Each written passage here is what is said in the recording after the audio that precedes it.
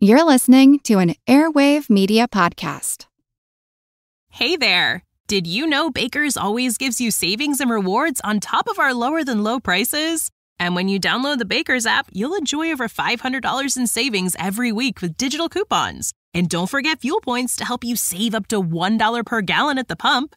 Want to save even more? With a Boost membership, you'll get double fuel points and free delivery. So shop and save big at Baker's today. Baker's, fresh for everyone. Savings may vary by state. Restrictions apply. See site for details.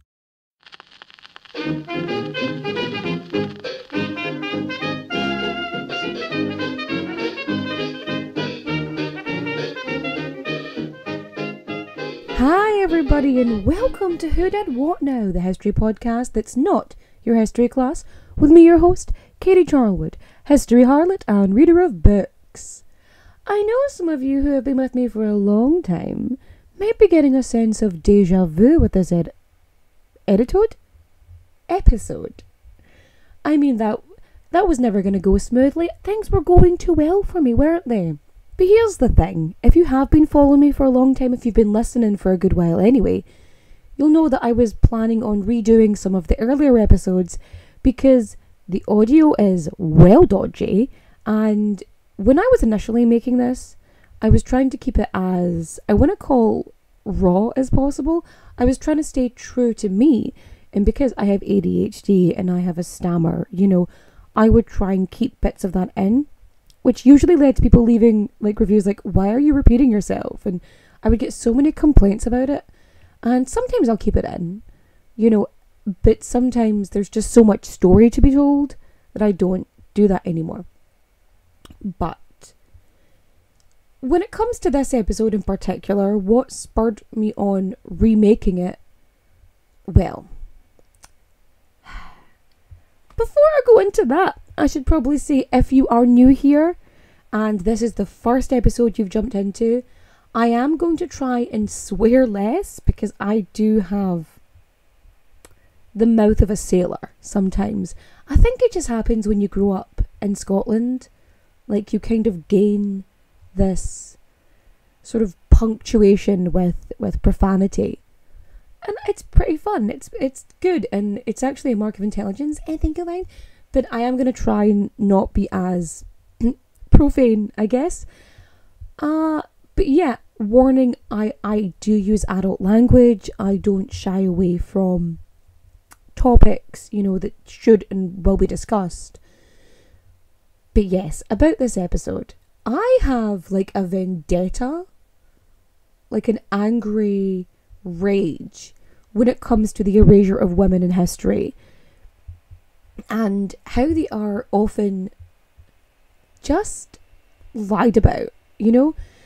There's so many things, we have Elizabeth Bathory, who was, accused of being this evil, horrific, vampiress villain, the Blood Countess. And really she was no worse than any other medieval ruler of the time.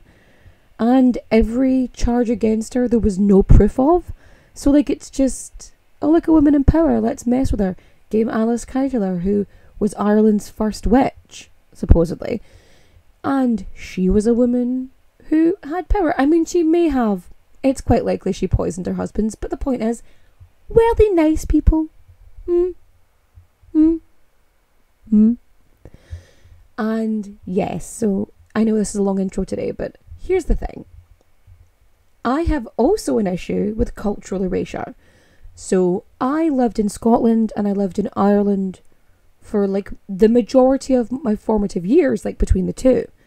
And in both instances, I was made aware of the cultural erasure which happened between both countries as a result of colonisation. And I know this doesn't compare to other places that have suffered more, I'm aware. And if you want to be pedantic and bump your gums, whether it was 800 or 400 or 300 years of oppression, it doesn't matter, because the oppression still happened for literal centuries, to the point that we still have generational trauma, deeply ingrained in our DNA at this point. For centuries, People suffered at the hands of an oppressive force who tried to strip away their language, their identity, their very lives, just so they could prosper. Like, that's the fact of it all. And I get really bothered when women are erased from history anyway. And I get more annoyed when people refuse to use the correct name because something else is easier. See, where I live, there has been an influx of years of foreign nationalities to Ireland, which is actually very close to how Brehon law used to work. We're going to talk about in a few minutes. But there are Bulgarians and Poles and Ukrainians and Germans and French all pronouncing Irish place names. Like, it's going to sound different in an accent. I mean, I'll probably mispronounce things because I have an accent. Like, I don't even say the word road properly. I put an extra syllable in there that should not be there. Because I have this lovely Scottish brogue. And yes, I keep rolling my R's. I keep doing it. I know. Sometimes I put it in places that really shouldn't be, but I keep doing it. But what spurred this particular episode is I love Gráinne O Malley. I love Gráinuaile.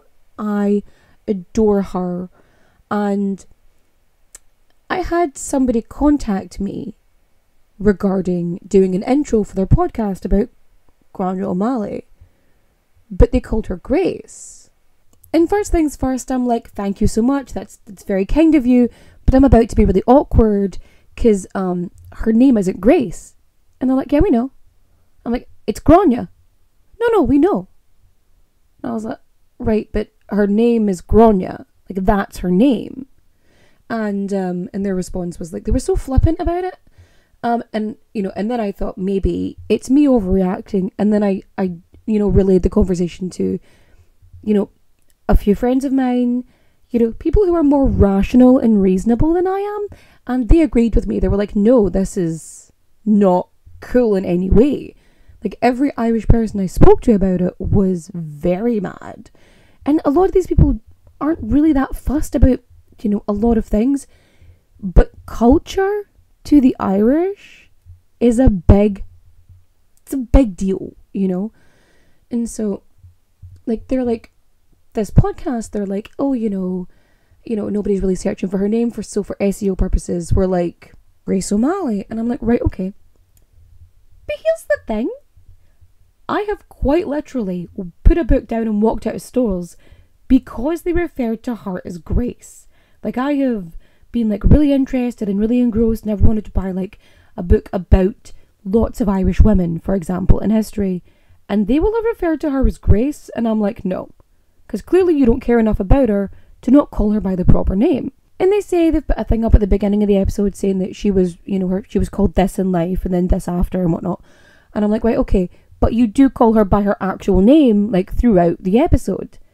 And their response, it bothered me so much because they were like, oh, well, us and our silly American accents, and, oh, for the ease of storytelling, we called her Grace. And it's like, that's not her name. And like, oh, but it's anglicized. And I'm like, it's not anglicized. It's not anglicized. Because you know what the anglicized version of her name is? Granny. Which she was actually called during her lifetime. The reason the woman is called Grace now is because some biographer, several hundred years after she died, decided that Grace was a more palatable name. That's why. Because he didn't like her name, some old English dude was like, no, I'm going to call her something else. I'm going to rename this woman. I'm going to remove her name, I'm going to remove her language, and I'm going to remove her agency. That is why she's called Grace. And I refuse to stand by anybody who calls her that. Like, there was like, I love gin, and there was apparently, a pirate queen gin, but it called her Grace, and I was like, nope, never drinking that. Not happening. Like, I have quite literally fought museums and biographers and children's books. All of it. I have fought them over this. And their flippancy really bothered me. And I did send it to friends who are more rational and reasonable than I am. And they were also unhappy with this whole situation. And like, the whole thing of like, oh, you know what us Americans are like in our silly American accents. I'm like, no, I don't. Because I have volunteered with the Mary from Dunlow International Arts Festival. I've helped it with it a couple of years. And I also live in a tourist destination. So shockingly enough, I deal with Americans quite a lot. I do see a fair amount of them. And the majority of them are so respectful. They will try and pronounce names. My dad's a Cockney, right? And he still calls it Donegal instead of Donegal, right? His little Cockney tongue just cannot wrap around those vowels properly. And that's fine. Like, I know I pronounce R's a bit wrong. I still try, you know? There are some words that I struggle to pronounce because of my accent. But near enough every single American that I have ever dealt with, especially those with Irish heritage, so respectful. They will try. And even if it sounds weird, they're going to give it a go. And no offence. If you can say yawn, you can say gron. Gronya. Hardly a tongue twister, is it? You know what I mean? And here's the thing. Calling her Grace because it's easier? Oh, that's just class. Just throw some cultural identity out the window for some crack, yeah? And my friend Paul, he basically said that anglicised is just a bastardy way of saying lazy and ignorant. And like, I know I'm ranting at this point, but why acknowledge the error, but then continue using it? Wouldn't it be a good example to use the correct name, even if it's a known issue? So known that they bring it up.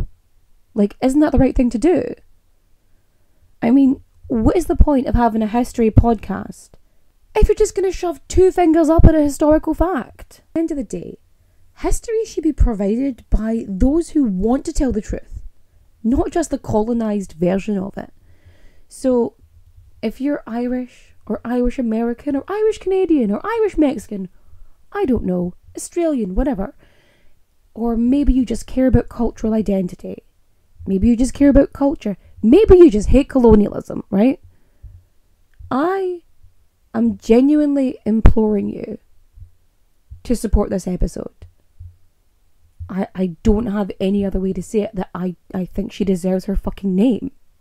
I swore, I'm sorry, but it just means so much to me.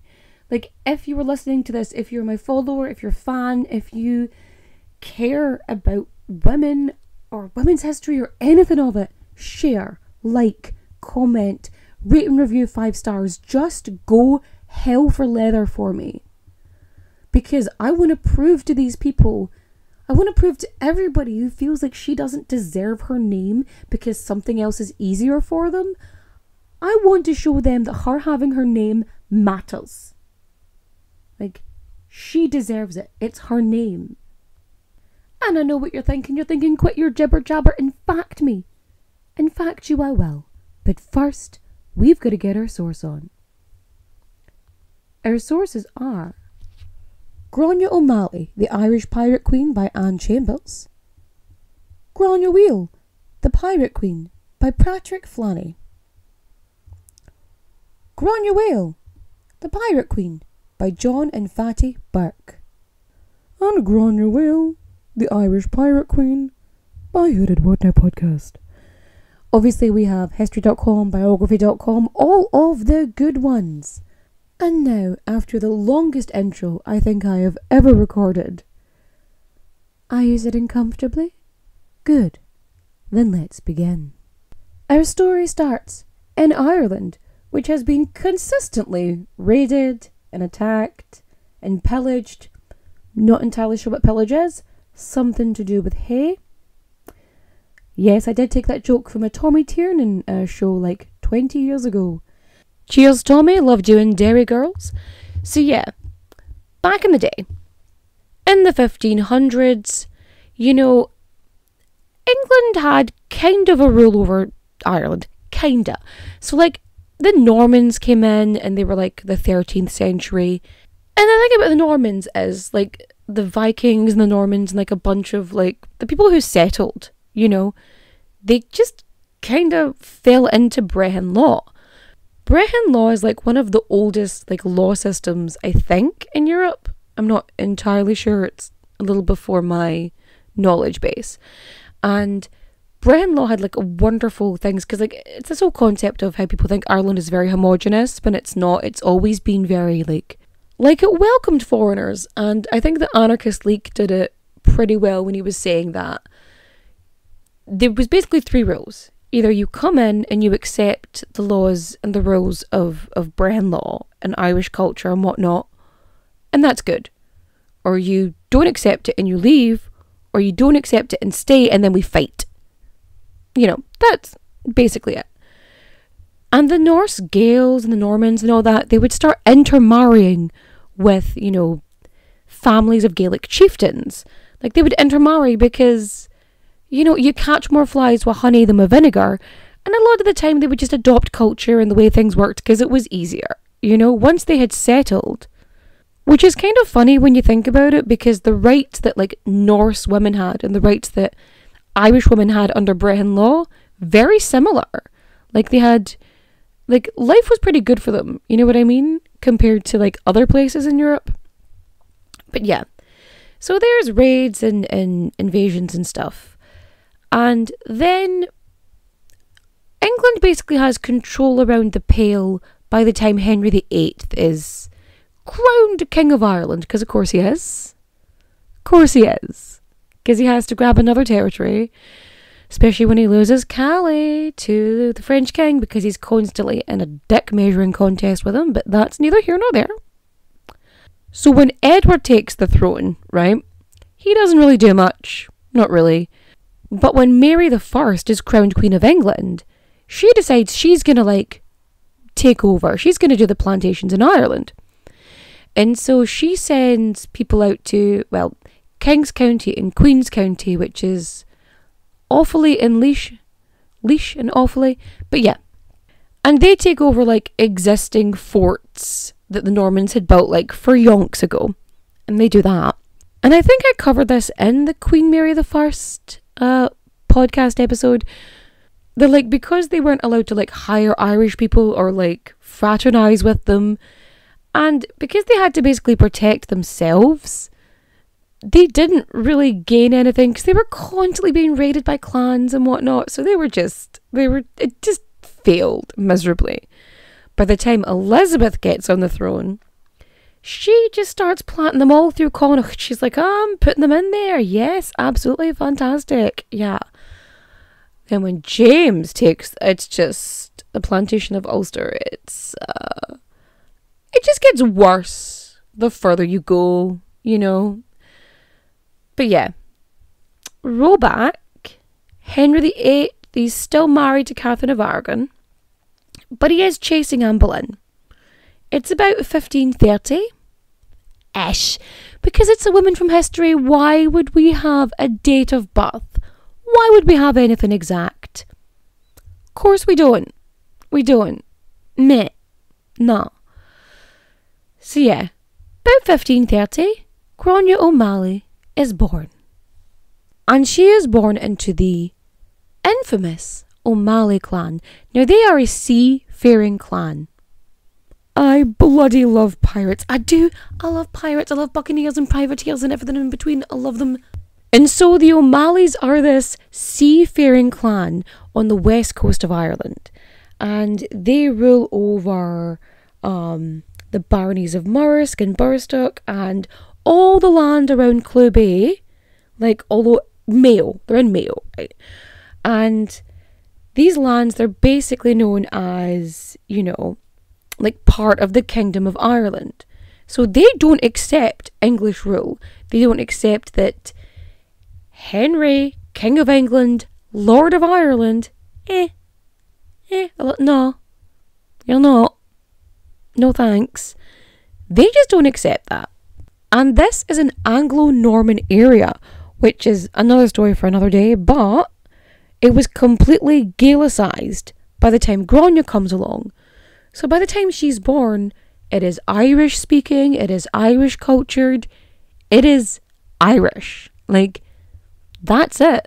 Gráinne's dad, Owen Dudara O'Malley, he was like the head of the clan, the dynasty, all that shebang. And Gráinne, she ends up being the only child between Owen and his wife Maeve. She does have a half-brother Donal, but if there was such a thing of like the heir, the next in line, it was her. So like in Ireland, titles and being in charge, being the ruler, being the head, right? Being the chief, whatever. It wasn't really a hereditary thing. You didn't just like get it given to you. Like you weren't born with a title. You didn't just gain it, you know? Well, you could have been born with a title, but you wouldn't automatically be the next ruler because it didn't work like that. Like rulers, chieftains, they would be voted in. So it was more of a best man for the job sort of thing, as opposed to fealty being sworn to the testicles. Like a lot of the time that's how hereditary ruling works. You're basically just swearing allegiance to sperm. So like in Ireland, you wouldn't automatically become chief if your dad was chief. You know what I mean? You'd still own what you owned. You'd still have all your shit. But you wouldn't be the big boss. Yeah. The O'Malleys are a seafaring clan, and they have all these castles like dotted along the shoreline, and they would also like, very cleverly, it's really smart, right? They would tax fishermen as well. So they'd have this very good defensive area, and then they would also tax people to like fish in their lovely fertile waters. It's bloody genius. So like they also, in addition, furthermore, offered safe passage through those dangerous waters all around the bay, you know. So, like, they were constantly finding ways to make money, and they would trade goods, you know, abroad. Like, they were very into trade as well. It wasn't just, you know, steal shit from people. Many fingers, many pies. And so, like, they traded goods as far as Spain, and of course, I mean, they did steal some stuff. Right, there was a bit of piracy, obviously. And, yeah, when ships would be headed into Galway, they'd raid them. Because they could. Now, they were so good at this, they became infamous. And as such, the O'Malley clan is basically banned from Galway. And which then is like an Ouroboros, it's a snake eating its own tail. It kind of leads into itself. So because, you know, they're banned from Galway, they're like, right, okay, we're going to just attack all the ships going into Galway and pilfer all their stuff. Pilfer and pillage. Let's take it. It's fine. No worries. So, they had all of that income. But, you know, that's not steady sometimes. You don't know if there's going to be people travelling with trade goods, you know, and money and other stuff. And so on the back burner, they also had farmland, which they used.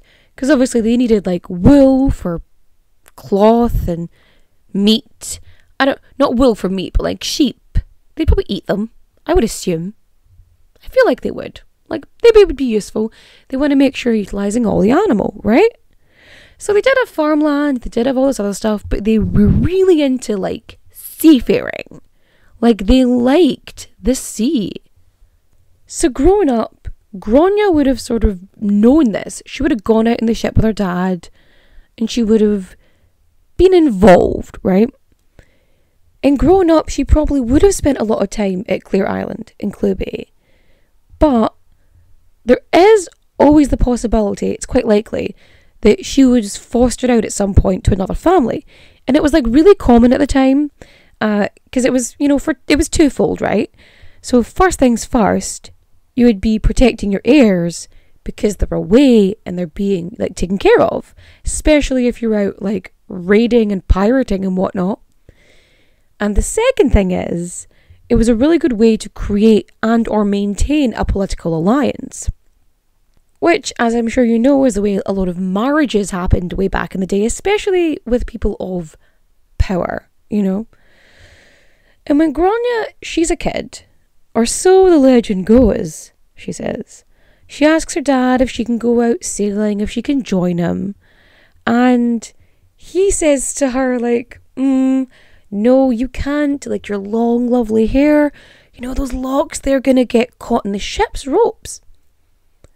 Now here's the thing, kids in general, they're unintentionally cunning, and kid logic is a power to behold, really, and a lot of the time for them it is very much, what is the quickest and simplest solution to this problem? What is the issue? How do I resolve it? And to a child, to Gráinne, problem, hair too long. Solution, make hair short. Because that's the typical kid solution, isn't it? Hair too long, make hair short. And like, I can just imagine Gráinne like lobbing her hair off in like the Mulan cartoon style, just like whoo, like off. I mean, you know, I'd like to think it was like a smooth thing, but it could have been like put it down, chopped with an axe, or sawing through it with like the first knife she finds. Like, did they have scissors in the 1500s? Like, I'm going to have to look that up because I'm suddenly confused by myself. No, you know what? Shears existed from like the year like 3,000 or 4,000 CE. So you know what? She probably just cut them with like ye old scissors. Or like, so, I mean, maybe she did saw it away with like an old knife. You know, maybe. But yeah, this is basically where her nickname comes from, Gráinne Uí, which basically means bald Gráinne, because wheel means bald, right? Gráinne Uí, bald Gráinne, because she chopped off a massive chunk of her hair, because she was like, I'm going on that bloody ship. Like, I'm getting there, you know what I mean? Because she wanted to get on that damn ship. So she does this to get on the ship, and I can only imagine the dad just being like, oh, for sake, like, what? How did I get myself in this mess? Like, yeah, don't mess with kid logic. They will come for you. Like, you ever tell a kid you're going to go do something, they will always remember. Always. So, as Gráinne gets older anyway, she starts learning the ropes. She's learning the ropes because she's hoisting the sails on the never mind, it's fine, it's not. Yeah. So yeah, she learns everything. She's on the ship, she's learning to sail, she's learning to lead, but because obviously she's Owen O'Malley's daughter, right? She needs to be protected, like that's the whole thing. So she basically gets trained, it gets, you know, conditioned into her, or they try to. They're like, you know, if anything happens, if the shit hits the fan, you get below deck and you hide. Like, that is her mission, that's her job. Things go bad, you hide, right? You get the heck out of Dodge. Unfortunately, Gráinne wasn't really feeling this safety procedure. You know, she didn't really want to have her tray table up in her seat in the fully upright position. She just wasn't having it. Because she's out sailing with the family one day, or with her dad anyway, and there's this attack, right? And the way below gets blocked, so Gráinne can't actually do the thing she's supposed to do. And she sees someone like just about to get her dad, and she's like, oh no, fuck this for a game of soldiers. And so she jumps on him with a knife she has somehow acquired. I don't judge why children have knives on pirate ships. I don't judge. And so she jumps on this dude who's about to kill her dad, and she just like stabby stab stab and saves her dad from certain death, really, because he was going to be a goner if this dude got him. Like, but nah. We Gráinne going all Will Scarlet on him, stab. See, Gráinne didn't just have like the seafaring education, she had an actual education. She was really well educated for the time, actually. So she had all of like the social and ruling knowledge, you know, she had her place in society, and it's generally agreed upon that because of the nature of her way of life and international trade and the like, that she would have learned a bunch of languages, right? So she spoke Scots, Spanish, Irish, Latin, and here's the thing. Now, I like to think that Gráinne could speak English. She just chose not to, out of pettiness and spite. Because the woman had an ear for languages and she spoke a good few of them, so it would be surprising that she couldn't speak English. Although English is like 4 languages in a trench coat, so maybe she couldn't. Or maybe she just deliberately chose not to learn it, again, out of spite. And like, so she's well educated, she's, learned the ways of the world, she's learned the ways of society. But like somewhere during her childhood, I think she's like 8 or 10 or something, like her mum dies, right? And that's one of the reasons why she ends up spending so much time with her dad. Just because, what else is he going to do? And he very much trains her to be a ruler, like he gives her all the opportunities. I kind of feel like going, Nepo baby. But yeah, like, he trains her more than he trains his, like, other son, Donegal, you know what I mean? And when Gráinne hits 16, like, again, political alliances, it's a whole thing. Being a part of a royal family might seem enticing, but more often than not, it comes at the expense of everything else, like your freedom, your privacy, and sometimes even your head. Wondery's new podcast, Even the Royals, pulls back the curtain on royal families, past and present, from all over the world, to show you the darker side of what it means to be royalty. From icons like Grace Kelly, Oscar-winning actress turned Princess of Monaco, who the world saw as the ultimate good girl. She mastered playing a happy wife and mother, but beneath it all, she was desperately lonely. Grace spent her whole life working towards perfection, and it ultimately cost her her happiness. Or King Ludwig II from Bavaria. He was only 18 when his father died, leaving the crown to him and a duty to rule that he never wanted. He refused to lead, and used the funds from the royal treasury to further his extreme love of opera. But this choice eventually cost him the crown and his life. Follow Even the Royals on the Wondery app, or wherever you get your podcasts. You can binge Even the Royals ad-free right now on Wondery Plus. In 1546, she marries Donal O'Hogie O'Flaherty. And like, this is this absolutely astounding political match. He was like the Taoiseach to the O'Flaherty clan. So the Taoiseach is like second in line. So he's like the right-hand man. You know what I mean? Like, so between the two of them and all the stuff they've got going on, they have ridiculous power. And if they're consolidating it, like, this is massive, massive power in the hands of these two people. And like, for him to marry Gráinne, there's a dowry. What was that? And the thing about marriages under Brehon law in Ireland was that, everything that the woman has, the dowry and everything else that she has entering the marriage, everything she owns, right? When she leaves that marriage, she takes everything back with her. So she has like land and animals and like a bunch of ships. So she has all of this when she enters this marriage at 16, right? She enters her marriage with her own wealth. She's independently wealthy under Brehon law. But also, she's able to gain more wealth and property. Like, she's allowed to become wealthier. She is allowed to own things and to gain more money and, stuff. But like, everything she owns is still hers. Like, it doesn't automatically become his. So if the marriage dissolves, if she leaves the marriage, and she can take it with her.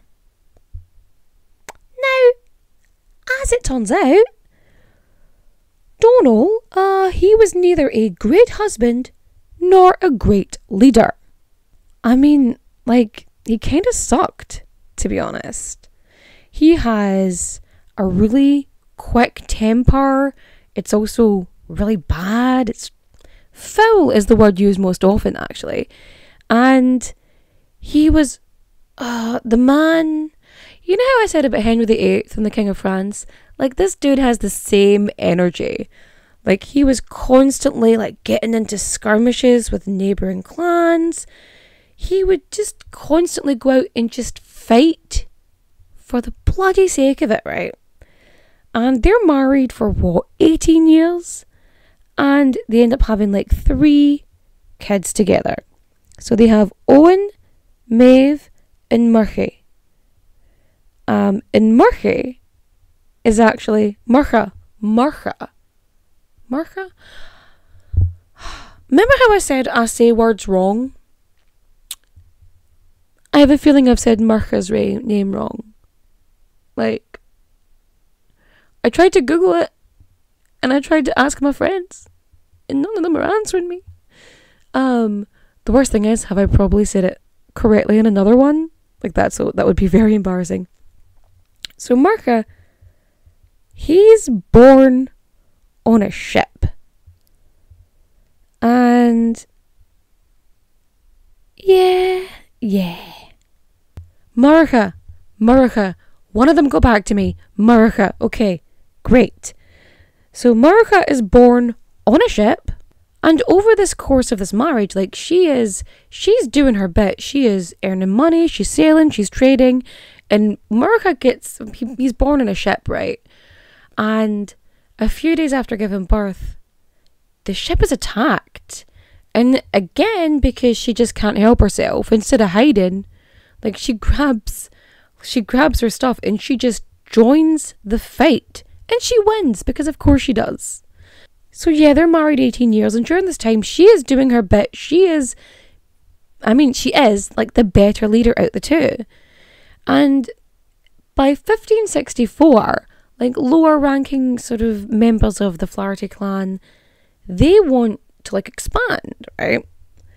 And so they're like, they want to, make it better. They want larger territory. And the crown wants to support this cause, because it's beneficial to them, because it works, you know what I mean? And good Queen Bess, she has ascended the throne. We've had a couple of monarchs since Gráinne's been born, and she had her sights set on Ireland, but she wanted to get rid of some of these warring clans, and she wanted people who were, subservient, who would bend the knee. So, this clan, they want to expand, and yeah. Before Donal, the, aforementioned hot-tempered man, had a chance to respond or retaliate, he was unfortunately slain by the Joyces. And Gráinne, well, her husband's just been murdered. That's not nice. Who has time to cry over dead husbands? And again, Gráinne gets to leave the marriage with everything she entered and everything she gained. So she grabs her gear, her wealth, her livestock, and her 3 ships. That being said, she also brings along 200 fighting men. Now, she vacates Bunnowen Castle and goes back to Clew Bay. But, let's take this into consideration a wee bit, right? She gained the respect and the allegiance of 200 fighting men. 200. She would have to be a good leader. She would have had to have earned their respect, because they wouldn't have just followed her blindly. And during the time of, Donal's death, there were reports in Dublin of ships pirating, and she's like, totally wasn't us. Oh, and by the way, do you want these 200 fighting men on your side? You know, just as a compromise, just to help you. Convenient. But Gráinne is one of my favourite vengeful women, because, like, her first husband's been killed, and she doesn't let it lie. Whether or not, like, she actually cared for him, whom's to say.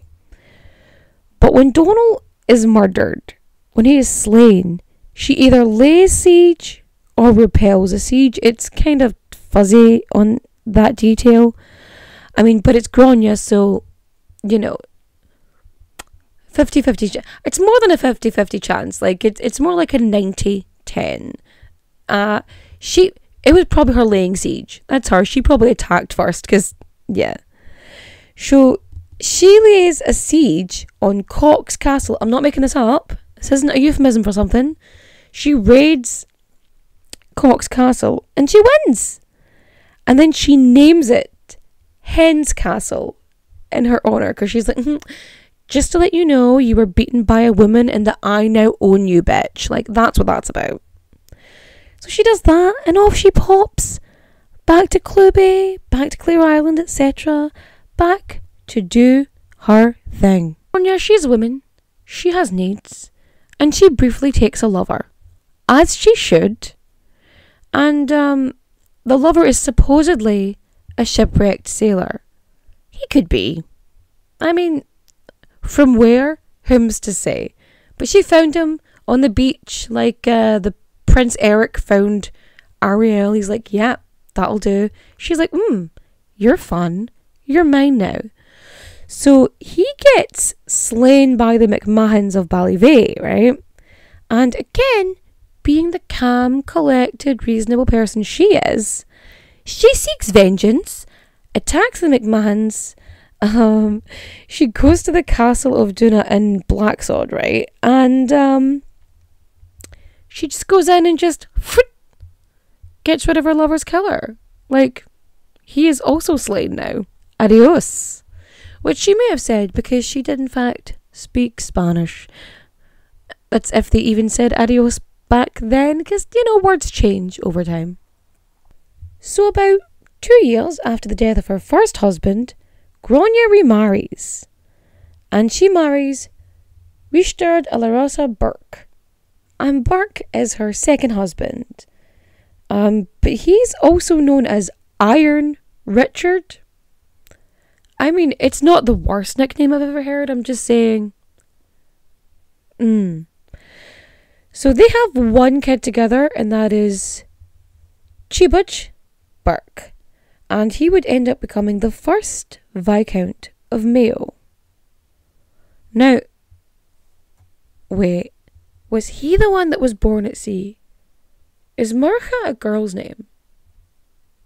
Wait a minute. Maybe it was this one that was born at sea. Oh my goodness, I don't know which one it was. Here I am going on about women and their stories and everything needs to be correct, and I can't remember which child was born at sea. I feel like,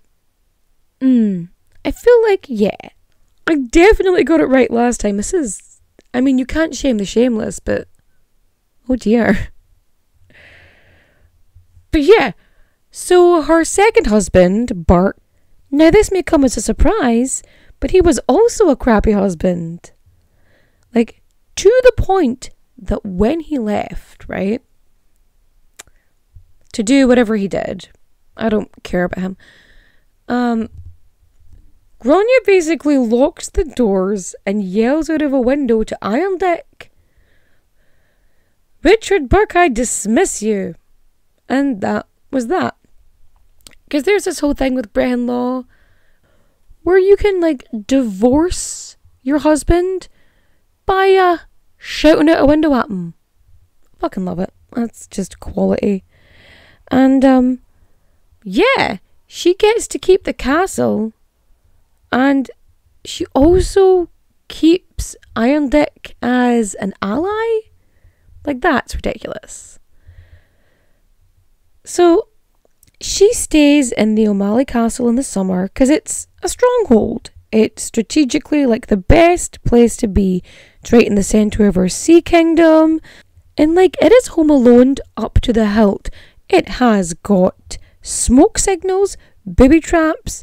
It has like all these different ways of like sending and relaying, like receiving messages. There's a rope that leads from her bed to a ship. Like, zoom, zoom, zoom. Pretty handy. She also had this thing where the way the castle was built, because most people were right-handed, that when you went up like the stairs of the castle, you would have to fight left-handed to make it more awkward. You wouldn't be able to hold the sword in your dominant hand, again, unless you were a lefty. And like, if you were part of, you know, an oppressive force at that time, chances are, you know, the Catholic was going to smack the leftiness out of you. So like, during this time, she's still known, I think, as Lady Burke. And Sir Richard Bingham, well, he's been sent to Ireland to, like, be the right hand of the Queen over there and whatnot.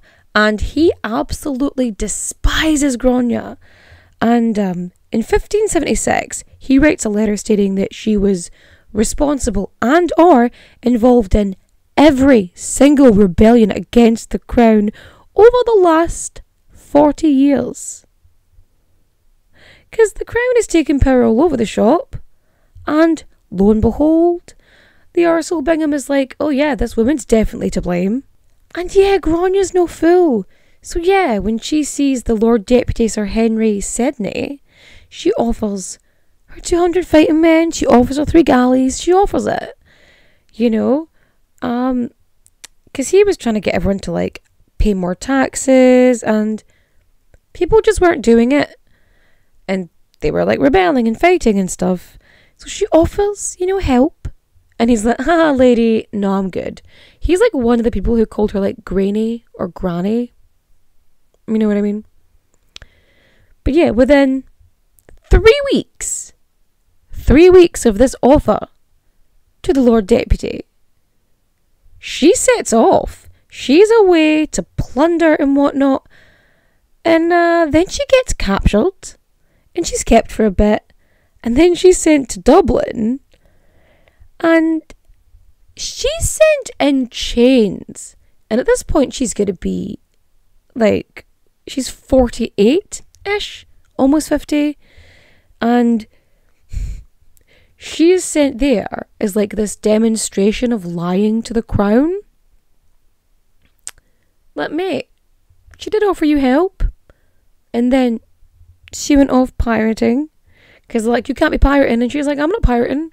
And then she goes off and pirates. You know what I mean? So she gets kept in for like nearly a year. And they release her in 1579. And she gets sent back to Carrigahoole, and she gets besieged. So Captain Marlin, he gets her for her pirating escapades. But this is not Gráinne's first rodeo, and she scares the bugger off. And then, a year later, on deck, he becomes Lord Burke. And because he's still under English, like, consideration, he is still seen as married to Gráinne. So Gráinne gets awarded the title of Lady Burke. Because, yeah, appeasement. That's totally going to work for her. Giving her a fancy title. Yeah. But she gets, like, a new castle, she gets a new title, and they think, you know, this will be enough for her to calm down and not be involved in every single rebellion over the next 40 years. Great, sure. 3 years later, though, unfortunately, on deck, he dies of natural causes. And Gráinne, she's been through this before, she knows the whole spiel.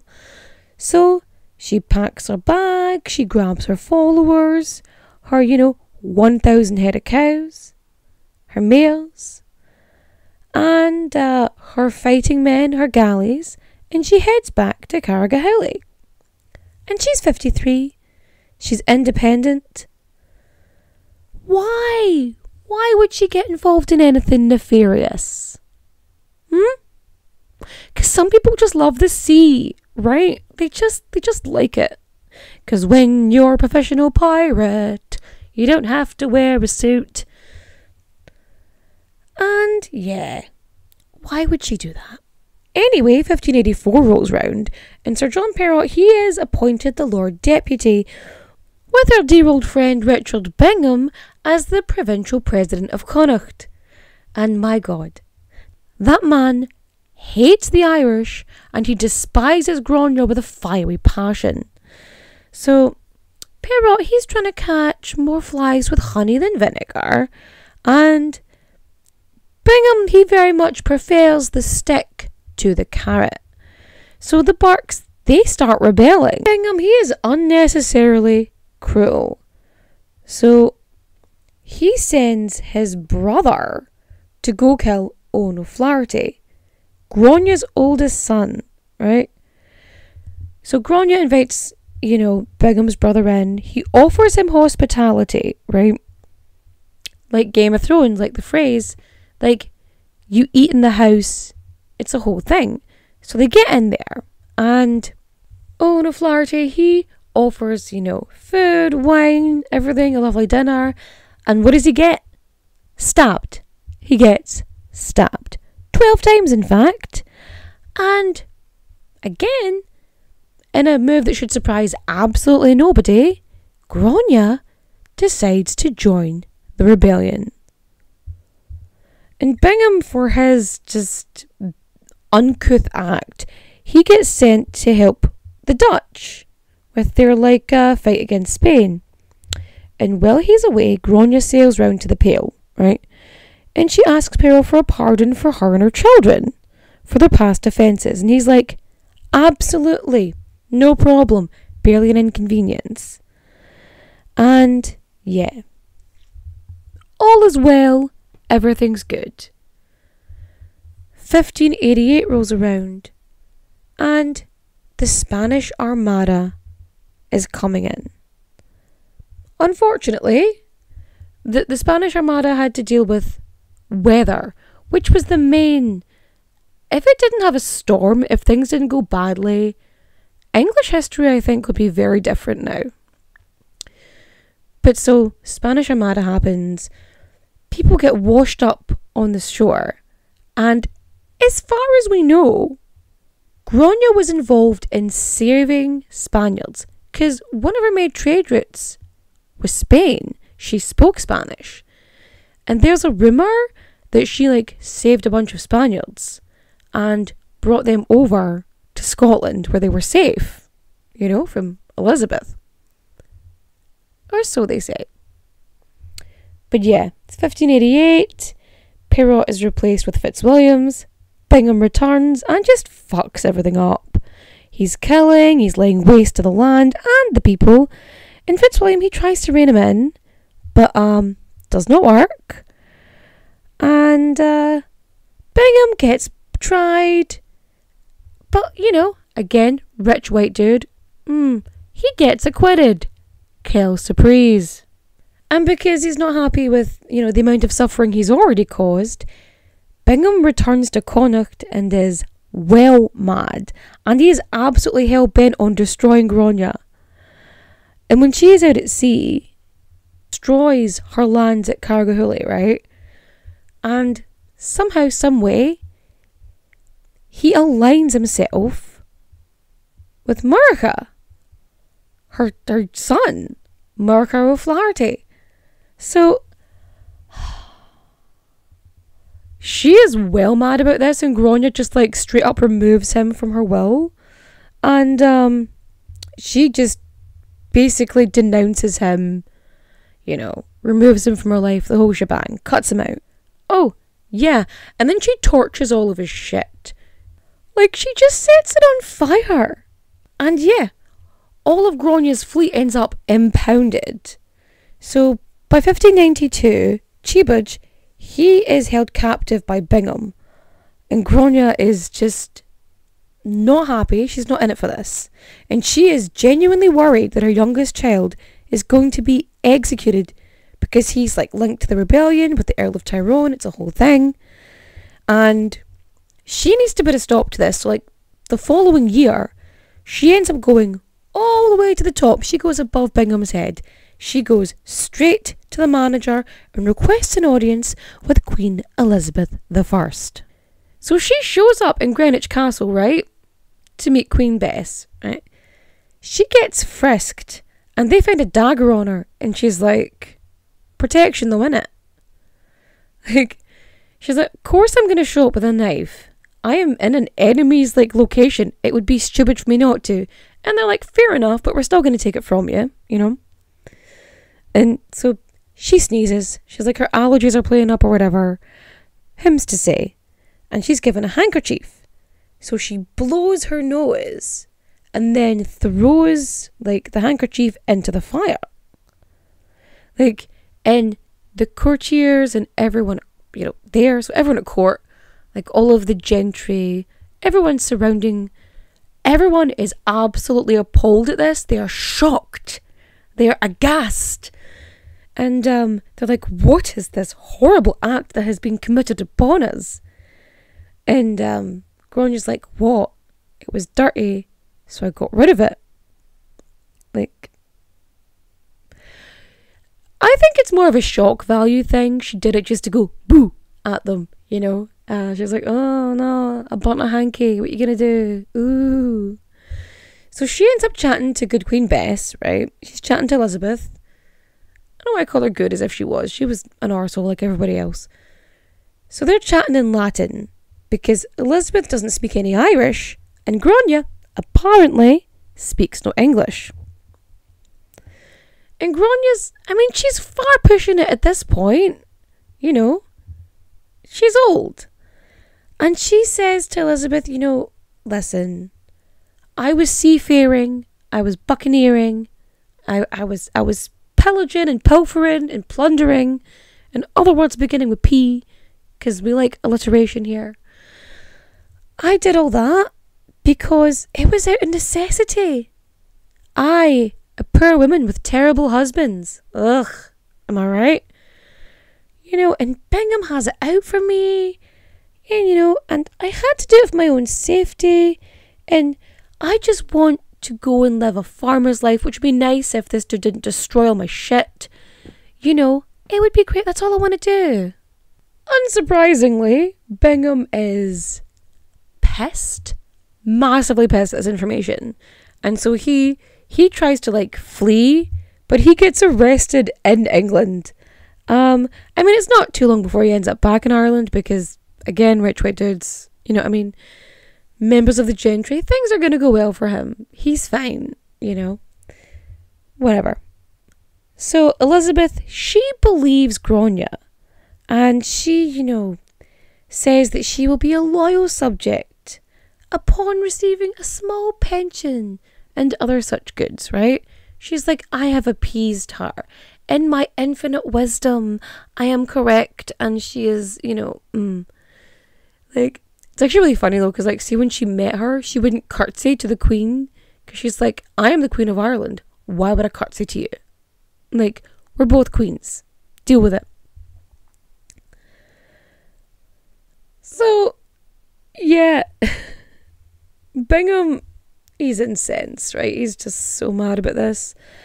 And he just lays chaos and just keeps wailing on Gráinne. He just makes things difficult for her continuously, like consistently, one after another, in a row, just one dodgy piece of thing after another, right? And Gráinne is like, really? Right, fine. And she returns to seafaring in pirating ways. Like, in 1795, like, she's like, oh man, is he up to this stuff again? I better get out my boat. And there's reports of her being an elderly woman. Like, she's almost 80. And she's pirating. Like, that's just impressive. And by 1587, just 2 years after this, the Burke family, they end up with a tidy wee sum, right? They get a nice wee chunk of change for helping the crown. Like, that's good for them, I guess. Don't know what they did. They just kind of showed up and were like, look, we're here, we're helping. Hi. But even then, you cannot keep Gráinne off a boat. Like, there are reports and sightings of her up until 1601. So she's like in her 80s, still doing all this stuff. It's But in 1603, age finally catches up with Gráinne. And she dies of natural causes. Or, I don't know, at this point I think the sea just claimed her. They're like, come on now honey, you're one of us. And that is the story of Gráinne Mhaol, Gráinne O Malley, Ireland's pirate queen. So what did we learn today? We learned that I, like Gráinne O Malley, am also petty. Yay. That, pirating has no age limit. That's good. And, hell hath no fury like a woman scorned. Like, every time someone, near her is executed, she's like, I'm coming for you. I'ma get you. And I'ma burn it down. And I appreciate that level of passion. I really do. And of course, if you liked this episode, please rate and review 5 stars if you haven't already. It means the world to me. You have no idea. And share this episode. Share it everywhere. Share it privately. Share it publicly. Or from Spotify, from Apple Podcasts, from Google Podcasts, for wherever you listen to your podcasts. It would mean you have no idea. I want Gráinne's name to be accepted as part of her and not have something else slapped on her just because it's more palatable for those who refuse to call her by her name. Now don't forget, you can follow me on social media. I am on TikTok, Instagram, Twitter. All the links are going to be down below. If you are looking to go to the Heartland Pagan Festival on May Memorial Weekend, yes, I'm going to be there. There's going to be 3 workshops, 1 talk, and a live podcast recording. And so, link is in the description down below. And Katie10, Katie 10 will get you a discount code. Yay! Oh, that is a discount code. You'll get a discount. Trying to think what else for today. If you want to do the survey. Again, link is there. See how you get on. But yeah, mainly I just want everybody sharing. I want her story out there. I know it's kind of fragmented because we don't have a clear history about her, because history in Ireland is oral. Oral. One of those. Heard, spoken. One of those. So we don't necessarily have the perfect timeline, but we do our best with what we have. Oh yeah, merch. There's merch link down below as well. Merch is finally here. Huzzah! And I'm working on some exclusive merch for the Patreon, but that is coming. Oh, my recommendation time. I can't leave without recommendation time. Of course. So, listening. So I have been listening to the song Pretty Boys by Katy Bear on repeat. It is so good. It is far too correct, actually. And yeah, it is brilliant. You should definitely listen to it. It's amazing. She's on Spotify. She's great. She's also on TikTok. It's so good. Pretty boys, they got nothing else to give. It's so good. It's so good. Oh, and book-wise, you should read A Bloody Good Massacre by my friend, the Good Honourable Reverend David Scott. He's not actually a reverend. It's a long story. It's a joke. But yeah, David Scott, the author, you should go read Bloody Good Massacre. It's on Amazon and Waterstones and just places. Go read. Now, for watching. You know what I want you to do? I want you to go watch A Muppet Treasure Island, actually, because that is a quality movie. The songs you cannot get anywhere. Big shame. I mean, Tim Curry is amazing, frankly, and that wee fella who went on to be a comedian, I'm sure he's doing great. But yeah, Muppet Treasure Island is a quality all year round film. Obviously Christmas Carol is peak, isn't it? But we watch that at Christmas. Treasure Island has Tim Curry. And instead of a parrot, he has a lobster. I mean, what more do you want in a movie? Right? Again, to be super annoying, I know. But like this, share this, and if you do listen to this on streaming stuff, you can download it as well, and it adds something. I don't know how the algorithm works, but if you download it on Apple Podcasts or Spotify, it does a thing. Apparently it boosts stuff up. If you are rating and reviewing, if you write stuff in the box, it somehow boosts the review. I don't have the answers, but the technology does a thing. But without further ado, I really hope that this episode does well. I really do, because it just means so much to me. But yes, I am going to say goodnight to you all. Thank you for listening. If you've made it this far, thank you. You're amazing. But I shall bid you farewell. Adios, au revoir, au revoir, my friends. Bye-bye.